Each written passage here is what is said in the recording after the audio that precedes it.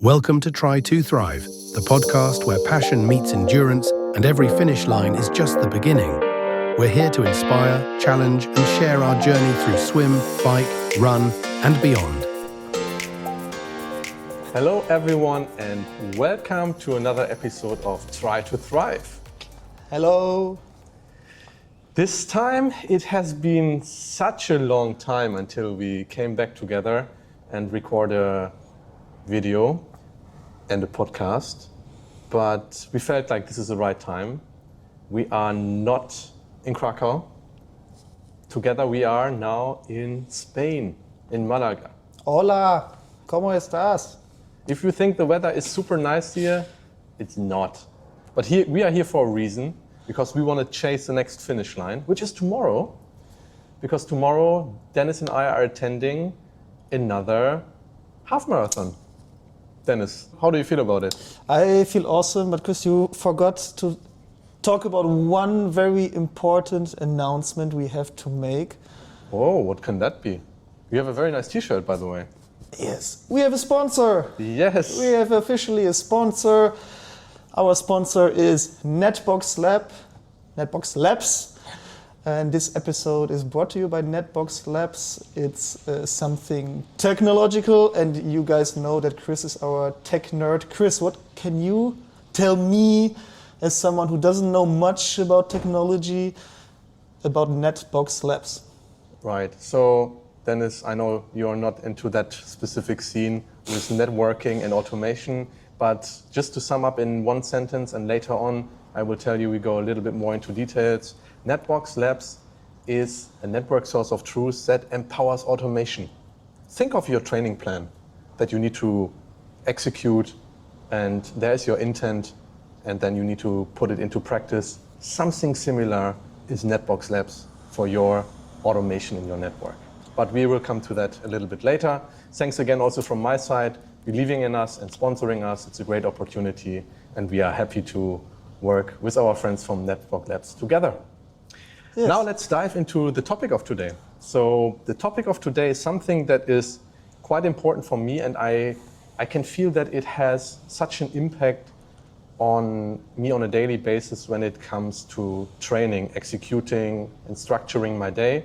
And today we are talking about routines. And a routine for me is very important, and I can feel when I'm getting out of my routine. It takes such a long time for me to get back into that routine. And today we want to exchange some ideas and share some knowledge how we execute our routine and how we execute our training plan. Dennis, what do you think about routines? What comes first to your mind when you think about routines? Yeah, for me personally, a routine is very, very important. If you don't have a routine, in my opinion, it is almost impossible to achieve really what you want, because it's something that helps me personally to become more disciplined. Mm-hmm. But it doesn't mean that my routine is always the same, because my routine also changes from time to time. I used to be the person that would always wake up very early, train in the morning, going swimming in the early morning, and then getting back home, starting to work, which worked for me for a long time. But now I'm more that type of person that trains in the early afternoon. So doing work, I take a break, and then I do my first workout, and then I continue to work, and then in the evening I do my second workout. So that's also something you can adjust from time to time, but you have to stick to something, because if you don't have a routine, if you don't put in like the space in your calendar and you know, okay, now I'm going to train, then it will not work and you will not achieve what you want to achieve, in my opinion. Okay, you mentioned something that is very interesting, putting something in your calendar. And I want to go a little bit more detailed into that topic. How do you know what you want to train over the week? So for sure, I have my training plan from my coach, and with him we decide on what to train when. Very often we do it in a way that for several weeks we set up like a routine where on which days I train certain certain sports and trainings. If it's sometimes it's more towards VO2 max, sometimes it's more base or more strength training. So there's always a block with certain priorities, you can say, and based on that, I build my routine around that. So now I have until February, around February, I have a VO2 max block, and I have similar workouts every single week, and it's very easy for me to plan these trainings ahead, I would say.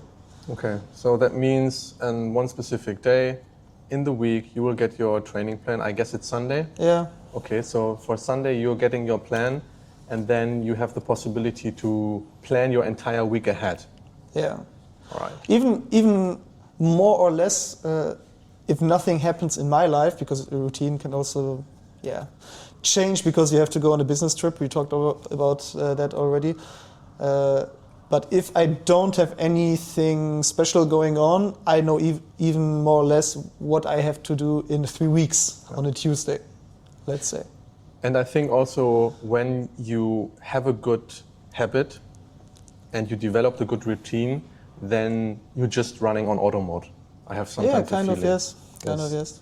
And then you just execute whatever comes in the training plan like a little robot, and then you can achieve the goals that you want to meet for this entire week. Yeah. But of course, it is not always like this. No, it's not. So Tell us about that, Chris. I think I was traveling now for 6 weeks. Oh. And I've been traveling sometimes with a car. I've traveling abroad for quite some time. And then to manage all of this, especially when you need your bike, you need your swim equipment, you need your one equipment, it's hard to travel with everything. And then my entire routine broke apart, I would say. And so I haven't been training quite hard for some time. And now tomorrow is a half marathon. Let's see how that will go. But I mean, as I said, if you are in a routine and you turn on that auto mode and you work like a robot, it can also be absolutely the opposite side, because we are all human. It falls apart, and then you need some time to come back to your routine. And I can't wait to be back home, because training is one side. The other side, obviously, is nutrition. If you're traveling and if you break your routine, it's also quite hard to stick to something, because we as athletes, we need to have a healthy diet. We need to eat healthy in order to get our nutrition in to perform. At least this time, I could stick to it. If you remember back the episode, we talked about traveling and being on a business trip and then going into a bar, into a pub, and extending the evening. You didn't do that? I didn't do that at all. But you also look great, Chris. Yeah, so, thank you so much. Likewise. You look so slim. Yeah, just finished also like a 5 days water fasting, but I think we can... That's a separate topic. That's a separate topic. It's a separate topic, I guess. All right, now let's come back. So if you are out of the routine, how do you get into the routine again? Dennis, can you tell us a little bit? I had 2 weeks ago, I had a business trip that came up very spontaneously, where I got to know on a Friday that on Monday I have to leave for almost 5 days. Okay. And I was every day in a different hotel, and I booked hotels with a gym, with sometimes even a spa, and even though I prepared myself to be able to work out, it didn't work out, because one hotel, the gym closed at 8 p.m. So I couldn't go to the gym because I checked in at 5 before 8 p.m. The second time, I just came back so late, and I was so tired after all that again I wasn't able to work out. Then another day, I wanted to do my easy long run, and the treadmill was just such a bad treadmill that it was very dangerous even to try running on the treadmill. and I couldn't run outside because in that town actually there was a lot of smog. So it would be very bad for my lungs. So on 4 days, on 4 nights, I managed only to train once a strength training session. I came to the hotel every day past 6 p.m. and I couldn't stick to my routine. And coming back then after this business trip to Krakow, I was so exhausted. It took me 2 days to be mentally again on the level to enjoy training, to even do a training, because my first training back in Krakow was an easy long ride, and I couldn't even manage to ride on zone 1 level for 2 hours. But it was not physically, it was more mentally.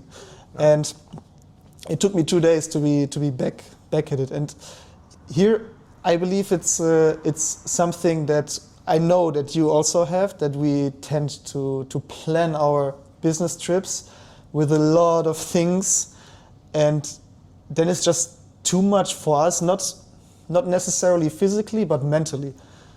And that's something I get again and again, to the same thing, that I just overdo some other things, and then I can't do the training sessions, and then it gets to my mental health. So here, this is something I believe I shouldn't do, and I see it very often with people when they go on business trips, that they do a lot of things and then they have to take a break for even like a week or 2 because it's just too much. So yeah, less is more, I would say, in this case. And that is actually a very good point that you're mentioning here, because we try to squeeze everything into it, and then it gets out of control. If we're traveling, you don't know what happens. Maybe you need to work on a presentation. Maybe you get a call from someone and then you need to work late hours on a project that you need to finish because you need to present it tomorrow. There are a lot of things that can happen. And I agree with what you're saying, less is more. And then I think even the smallest type of training is beneficial for you and your mental health, even if it's just like some push-ups or any kind of strength training that you can do with your body weight in your room. That might help, even to stay up, to train your mind that you need still to train. Even if it's the smallest thing, just do it. To stay a little bit in that routine to train every day. This episode is brought to you by NetBox Labs. If you're managing networks, you know the chaos of scattered documentation. Spreadsheets, outdated diagrams, tribal knowledge. NetBox fixes all of that. It's one platform where your entire infrastructure lives, your source of truth. From there, you automate with confidence. It's like having a perfectly structured training plan. You always know exactly where you are and where you're going. Start for free at netboxlabs.com. What about the routine for your meals, nutrition? That's a good point. I mean, I had a very strict diet over the past few months, I would say, which was quite easy for me because I was on keto diet, and we discussed that with Jan on one of our episodes. So I tried it out for a couple of months. I do feel great, but also the amount of food that I can eat is quite limited. So for me, it was very easy. I would rather go into a supermarket and buy the stuff that I can eat, rather than going to a fancy restaurant that brings me out of my rhythm. So I even did not do it at all. So it was very easy for me to stick to it most of the times. Makes it cheaper, no? It makes it cheaper, I can tell you that. Yes, exactly. Yeah. And you have to put more thinking towards what you eat, what you buy before, right? Right. The day before, 2 days before. Yeah. So I was traveling with a car, so I put also my mobile cooler into it. So I was buying some of the stuff in Krakow before I went on my travel, so I could cool it while I'm traveling. And I had a lot of things that I usually tend to eat. But I mean, this was a very special type of scenario. You are not on that diet. How do you plan it in advance? For me, business trip at the same time like you, Yes. just to a different place or to different places. I prepared my meal for the first 3 days. So I had chicken breast with broccoli, cheese, some sausages with me. So also like not too many carbs and some fruit. And this was enough for 3 days. And after 3 days, I didn't have any food anymore. And then, I had to buy again something. But I was there for 5 days. So the last 2 days were not as good food-wise as the first 3 days. So here again, I should have really prepared myself for the whole 5 days or know exactly, okay, when and where will I buy what.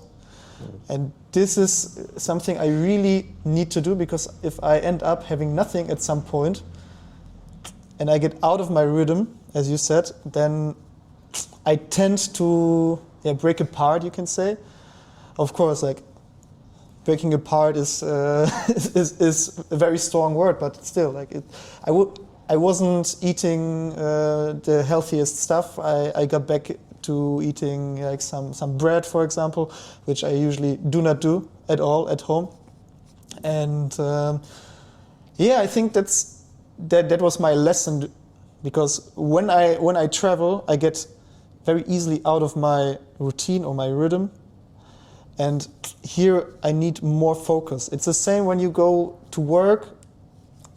I can work from home most of the time, but when I go, for example, to our production hall to work from there, I need to prepare my food up front. If I don't do that, I end up going to a supermarket and buy something that is not perfect. So you have to prepare that up front and know, okay, when do I need what?